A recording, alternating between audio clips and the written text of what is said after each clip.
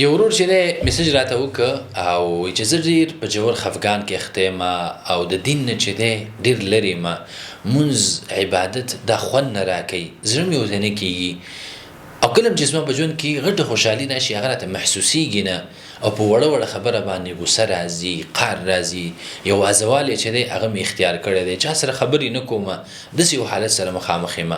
نو هغه ته چې دی ما یوه مشوره ورکړه او یو مې ورته نصیحت وکړه، بیا راځي چې دی تاسو سره هم شریک کړمه. ممکن داسې کسان وي چې هغه د خپل د ژوند قصه او دا کم غم او مصیبت کې چې دا گیر دی او جوور خفګان کې فرود دی او دغه مرض کې اخته شوی دی چاته ویلی نشي، نو د هغې دپاره هم ګټور ثابت شي. زما ورور او خورې، د شیطان همیشه دا کوشش دی چې بنده څنګه د خپل رب نه ناامیده کي، د ده یقین ایمان کمزوری کی، او چې کله دا د یو نفسانی حالت سره مخامخ شي، خفګان کې پریوزي، دته یو مصیبت ورسیږي، یو مشکل ورته ورسیږي، دا انسان چې دی کمزوری شي، نو په دغه وخت کې شیطان چې دی خپل چال هغه چلی او د بنده له مختلفې وسوسې اچوي. کوشش دا کوي چې دا بنده تعلق چې د خپل رب نه کټ کړي، په خپل رب باندې بدګمانه کړي او څنګه چې دی گمراه کی. نو کله چې انسان کمزوری نو به وسوسې، سوچونه، فکرونه دا به ډیر زر اثر کوي او د انسان ژوند چې دی بل طرف ته بوزي. نو د ورور ته ما دا ویلي چې د کم حالت کې چې دا معنی دا نه ده چې ستا د دین سره نفرت دی، د عبادت سره نفرت دی، نه، دا د یوې بل داسې حالت سره مخامخ کړی. نو په دې وخت کې څه کول پکار دی چې کله انسان په خپل رب باندې څنګه ګمان کوي، الله رب العالمین ورسره هغه شانې معامله کوي. که یو انسان ګمان او د هغې ایمان او عقیده په الله باندې کمزوري شي او دا وایي چې ما د دې مشکلاتو، مصیبتونو او د دې خفګانونو نشي ویستلی او داسې څوک نشته چې زما مدد او مرسته وکړي، نو د انسان چې دی همداسې پاتې کېږي، وسوسې په دې کې کار کوي او دغه حالت چې دی دوام پیدا کوي. نه، په داسې حالت کې چې انسان له څه کول پکار دی؟ د ټولو نه اول د خپل رب سره تعلق جوړول او په خپل رب باندې ښه ګمان ساتل. ځکه الله فرمایي، حدیث قدسي دی، انا عند ظن عبدي بي، زه د خپل بنده د ګمان مطابق چې دی هغه سره چلن کومه. نو که چېرته یو انسان په خپل رب باندې ښه ګمان او عقیده وساتي او دا حق هم ده چې زموږ رب د ټولو نه مهربانه دی په موږ باندې او ډیر زیات مهربانه دی او خپل بنده هغه د هر قسم مشکلاتو، مصیبتونو، غمونو نه هغه بچولی شي. دا وسه او طاقت شته چې ستا حالت بدل کړي، ستا حالت له تغییر راولي، تا د غمونو او مصیبتونو نه راوباسي، تا د خفګانونو راوباسي او تعالی د سعادت او نیکبختۍ ژوند درکړي.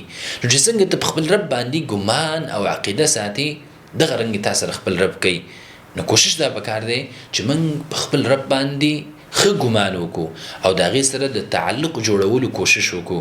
نو دا به موږ سره مرسته په دې کې وکړي چې زموږ ایمان به مضبوط شي او زموږ به علاقه د رب سره مضبوطه شي، موږ به د الله اولیا او دوستان جوړ شو. او چې کله موږ د الله اولیا او دوستان جوړ شو، نو به نه خفګانونه شته دی او نه غمونه شته دی. الا ان اولیاء الله لا خوف علیهم ولا هم یحزنون.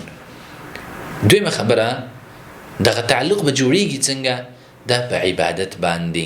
الله رب العالمین په موږ باندې په شپه ورځ کې 5 وخته مونځ فرض کړی دی او دغه مونځ کې الله رب العالمین دا طاقت ایښودی دی چې کله انسان دا کوي، د انسان ته سکون راځي، اطمینان راځي، دا د شرونو او فسادونو نه محفوظېږي، دا د لویو ګناهونو نه محفوظېږي په مونځ سره. ان الصلاة تنهى عن الفحشاء والمنکر. او په دې منځ کې موږ د الله رب العالمین ذکر کوو، په دې کې دغه عظمت بیانوو، د هغې تسبیح او حمد وایو. نو کله چې انسان دا کوي او دا وایي، نو د تعلق د رب سره جوړېږي. او دا عمل چې دی د انسان ایمان مضبوطوي او څومره چې د انسان ایمان مضبوطي، نو هغه نه یقین په الله رب العالمین باندې قوي وي. نو به چې د انسان د شیطان په جالونو کې نشي راتلی. نو 5 وخته مونځ اهتمام دا ډیر زیات ضروري دی په داسې وخت کې. او دویم د قرآن کریم سره تعلق جوړول. قرآن داسې کتاب دی چې د انسان زړه کې چې کوم خفګانونه دي، غمونه دي، ناارامي ده او مصیبتونه دي، دا ټول د خلاصي. ځکه دا کتاب د سکون دی، د اطمینان دی، په دې کې راحت قلبي دی. الله فرمایي الا بذكر الله تطمئن القلوب.